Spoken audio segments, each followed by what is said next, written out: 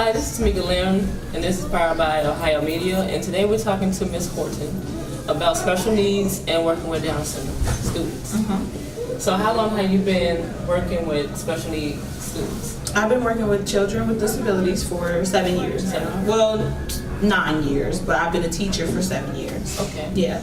And what's the struggle, or what's the most important of working with people with special needs, with children with special needs? Oh, well, it's important to know that every student, no matter if they have the same disability or if they come from similar homes or backgrounds, that every student is very different and individual. They all have very specific needs, different than, so if you have one child with Down syndrome, you cannot assume that you know things about kids with Down syndrome, because they will come in and they will have a totally different personality and totally different, you have to interact and plan for them differently.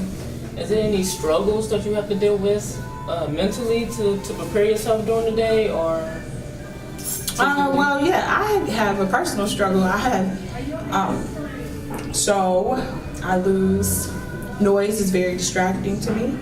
And so, as you saw, some of our students, they have tantrums. They talk very loud, they get off track very easily. And so I have to remind myself not to be distracted, because I can get distracted easily, and I'm dealing with this kid, and next thing you know, I'm like, oh, I'm over here dealing with something else. So I just have to constantly focus on being mindful and focused. Is that, so when you're like, do special tutors come to help? Or is it just you, or do you have someone to help you, like an aide, a student aide? Yeah, it's me, and then I have an aide for the classroom, and certain students will have individual aides. So right now we have 2 paraprofessionals in our classroom that work with, one is, like I said, for the classroom, and one works with a specific student. It could be more paraprofessionals, or it could be just the one for the classroom. It depends on what the needs are.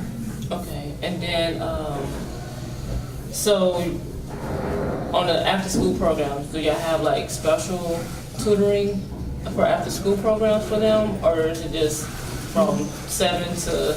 Yeah, it's just, that's our complete day. Any of our students and any kid with a disability can participate in all of our activities that we offer at our school. However, our kids are bused in usually from different neighborhoods, so they'd have to be picked up by a parent, or dropped off and picked up by a parent to fully participate. And they may need parental supervision, because I'm not there, and nor is my paraprofessional, so they probably need somebody to just, assist and monitor. But they are able to participate freely if the parent sees fit. Okay, cool. Well, that's all the questions I have. Okay. Thank you for your time, and talk to you soon. Thank you. And we're back. I'm Tamika Lynn, and this is Miss Halsey. Now, Miss Halsey, I got a couple questions for you. You're an aide, right? Right. Right. What are the struggles or things that you have to prepare yourself before entering into a classroom? Well, I think it starts out with your morning, because if I'm having a hard time at home, I don't want to bring that here, because I'm responsible for the welfare of the children, Of course, taking care of them, whatever their needs may be, not only just the educational piece, but sometimes we can have a child that's not potty trained, a child that's not verbal, a nonverbal child. So it's a big responsibility being in a multiple disability classroom.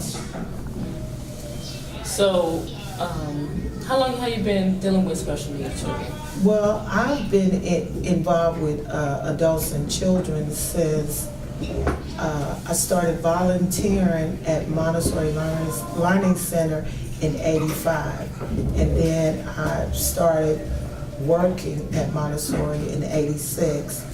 And then here I am today. It's 2018. My goodness, y'all. So 33 years, right? Yeah, it's been a long time. And ask me that question again. Okay.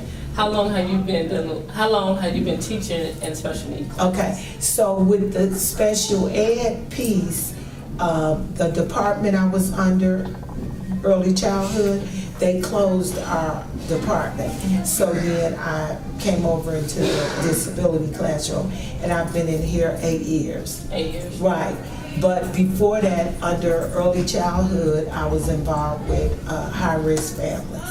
So it's been special, you know, my entire time. So in the classroom, how do you prepare yourself in the morning for the children to be when they first come into the classroom? Okay, well, we get them off the bus. Then we come into the classroom, we have work for them already prepared, you know, at their level. You know, if it's a child that needs to work on fine motor, we have activities for that. We have name recognition, letters, you know, recognition for that. So whatever level they're on, that's what we have prepared for them in the mornings when they first walk in the classroom. Yeah. Okay. Now I asked Ms.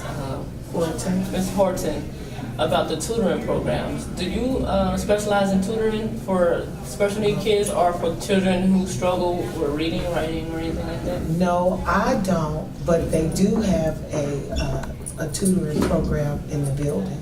Okay. You know, I don't per se. Okay. Okay. That's all the questions I have for you today.